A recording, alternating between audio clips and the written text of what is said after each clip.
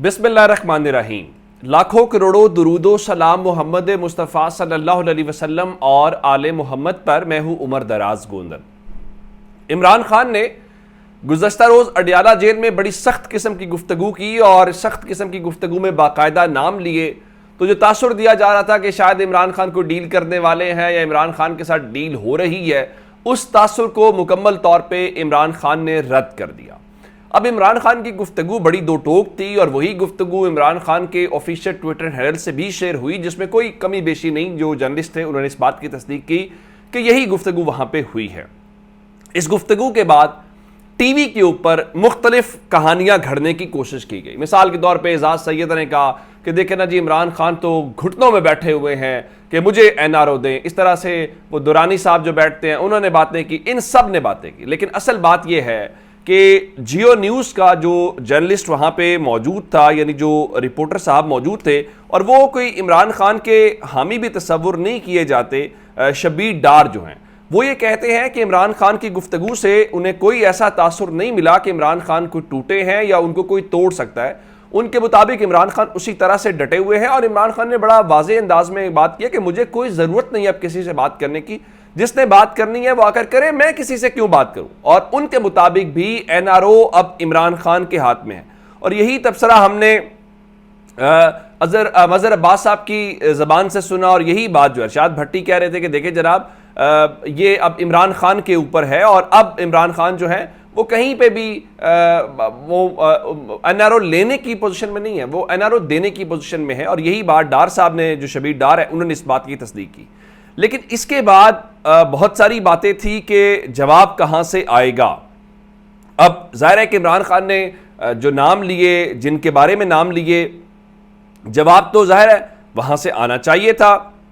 और फिर चूँकि 9 मई से मुतल्लिका रिहाइयाँ भी हुई हैं, अब उसमें एक सुप्रीम कोर्ट की ऑब्जर्वेशन खासकर जस्टिस अतर मिनल्ला और जस्टिस अतर मिनल्ला के अलावा जस्टिस मंसूर अली शाह और जस्टिस मंदोखेल ने जो उस दिन बात की थी, तो एक तासुर वो भी था। फिर सुप्रीम कोर्ट के बेंच ने कहा था कि आप जिन लोगों को रिहा कर सकते हैं पहले रिहा करें। तो अब कोई ऑफिशियल जवाब तो नहीं आया, लेकिन आप जानते हैं कि बहुत सारे लोग जो हैं वो मीडिया इंडस्ट्री में मौजूद हैं, टीवी के ऊपर मौजूद हैं, सोशल मीडिया के ऊपर मौजूद हैं। तो वो जब बोलते हैं, जब बात करते हैं, तो सबको पता होता है कि वो ऑफिशियल वर्जन ही दे रहे हैं, या तकरीबन ऑफिशियल वर्जन है या ऑफिशियल वर्जन नहीं भी है तो ये उनके बहुत करीब है। तो इसको समझ लेना चाहिए कि वहाँ पे क्या अप्रोच पाई जाती है।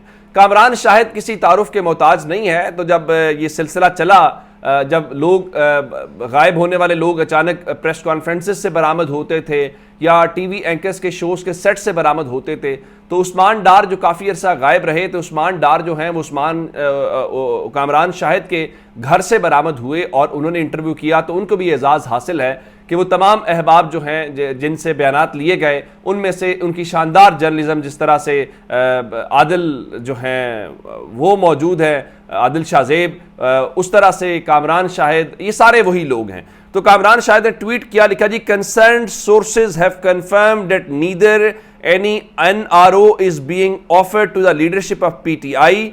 यानी वो कह रहे हैं कि उनके जो ज़राए हैं, जो मुतल्लिका ज़राए हैं, वो इस बात की तस्दीक कर रहे हैं कि पाकिस्तान तहरीक इंसाफ की क़यादत को किसी किस्म का कोई एनआरओ नहीं दिया जा रहा, nor establishment is worried on any developments taking place. तो उनके मुताबिक इस्टेब्लिशमेंट किसी किस्म की जो इस वक्त पेशरफ्त मुख्तलिफ चीज़ें हो रही हैं उसके ऊपर भी परेशान नहीं हैं। द केसेस ऑन 9 मई वो take its absolute judicial course.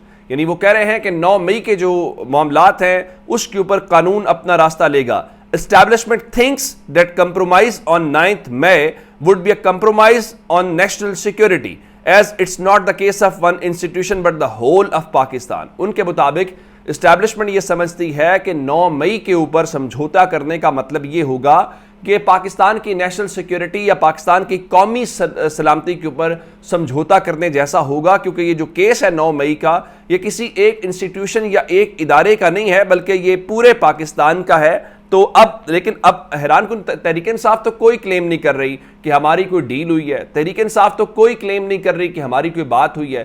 Tehreek Insaf ये ज़रूर कह रही है कि उनकी काबीना को इफ्तार के ऊपर बुलाया गया था, दावत दी गई थी। जैसा कि मैं एक मामूली सा रिपोर्टर हूँ, میں پچھلے کئی دنوں سے روزانہ کسی نہ کسی افطاری پہ ہوتا ہوں، ایک سے زائد افطاریوں پہ ہوتا ہے، ایک سلسلہ ہوتا ہے جس میں حکومت کی بھی افطاریاں ہوتی ہیں، اپوزیشن کی بھی ہوتی ہیں، جس میں بزنس مین کے ہر طبقہ فکر جو ہوتا ہے، کیونکہ ایک موقع ہوتا ہے نا کہ آپ ساری جو لوگ ہیں ان کو اکٹھا کر پاتے ہیں، تو یہ سلسلے چلتے رہتے ہیں۔ تو میرا خیال ہے یہ آفیشیل چیز ہے۔ تو تحریک انصاف نے کہا بھائی ہم افطار پہ ضرور گئے تھے لیکن کوئی کابینہ کا اجلاس اس حوالے سے نہیں تھا۔ اچھا، اس ساری صورتحال کو لے کے اب مسلم لیگ نون پریشان ہے۔ مسلم لیگ نون پریشان کیسے، میں آپ کو بتا دیتا ہوں، اور وہ الرٹ ہے اس سلسلے میں۔ طلعت حسین اب وہ بھی بالکل اسی اب لائن میں ہے جس میں کامران شاہد ہیں۔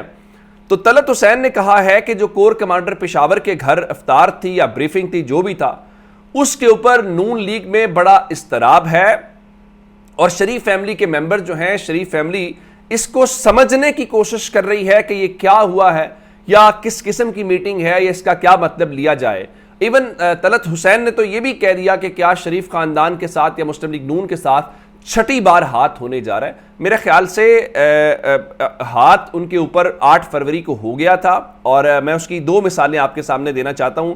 سینیٹر عفنان اللہ جو ہیں وہ بیٹھے ہوئے تھے اور انہوں نے ایک بار پھر کہا کہ مسلم لیگ نون کے اندر بہت سارے لوگوں کی رائے ہے کہ الیکشنز کے ریزلٹس تبدیل ہوئے ہیں، اور ان کے مطابق وہ جاوید لطیف کو انڈورس کر رہے تھے۔ اب مسلم لیگ نون نا آہستہ آہستہ وہ ٹون پکڑنا شروع ہوئی ہے جس میں وہ تاثر دینے کی کوشش کر رہے ہیں کہ دیکھیں ریزلٹس تبدیل ہوئے ہیں تو بینیفٹ کس کو ہوا ہے؟ آپ کو بینیفٹ ہوا ہے۔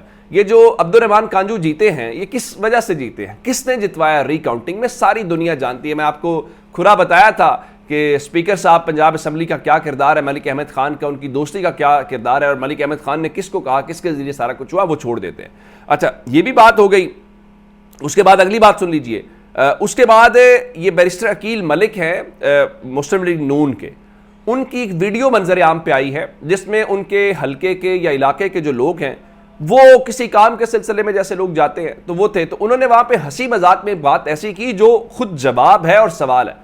وہ کہنے لگے کہ جس نے کام کروانا ہے وہ اپنے پولنگ سٹیشن کا رزلٹ لے کے آئے۔ اب یہ پوری کہانی ہے۔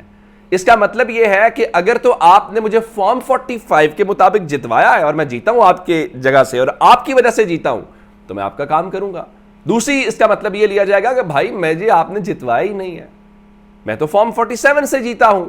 میں مقصد اس کا جو مقصد ہو سکتا ہے، جو انٹرپریٹیشن ہو سکتی ہے، ورنہ آپ کبھی عوامی نمائندہ یہ تو نہیں کہتا نا کہ جناب جائیں جی آپ میرے لیے کام کے لیے آئے ہیں، جائیں پہلے اپنے پولنگ سٹیشن کا رزلٹ لے کے آئے، ورنہ وہ تو کہتا ہے جی بسم اللہ، آپ نے مجھے ووٹ دیا ہے تو بھی بسم اللہ، نہیں دیا تو بھی، کیونکہ یہ فرق کرنا تو مشکل ہوتا ہے نا ووٹ کس نے دیا ہے، لیکن ان کو چونکہ یقین ہوتا ہے کہ ہم جیتے ہوئے ہیں تو پھر وہ اس تفریق میں نہیں پڑتے۔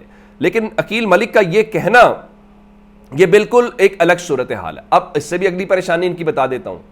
رؤف کلاسرا صاحب نے اپنے وی لاگ کے اندر یہ بتایا ہے کہ اب اور تو اور چھوڑیے، یہ محسن نقوی کو بھی درمیان میں رگڑا لگ رہا ہے۔ میں نے آپ کو خبر پچھلی ویڈیو میں بتائی تھی کہ وہ ایک سیکٹری صاحب ہیں، ان سیکٹری صاحب کو یہاں پہ سہیل صاحب جو ہیں ان کو مسلم لیگ نون نہیں جانے دینا چاہتی محسن نقوی کے کہنے کے اوپر، چونکہ انہوں نے ان کے آرڈرز کیے ہوئے ہیں کہ وہ کرکٹ بورڈ میں جائیں گے۔ اس طرح سے D I G operation Lahore ہیں علی ناصر رضوی صاحب، ان کو آئی جی اسلام آباد تعینات کیا گیا، وہ بھی نہیں جا رہے۔ اب اس کی انہوں نے وجہ بتائی ہے۔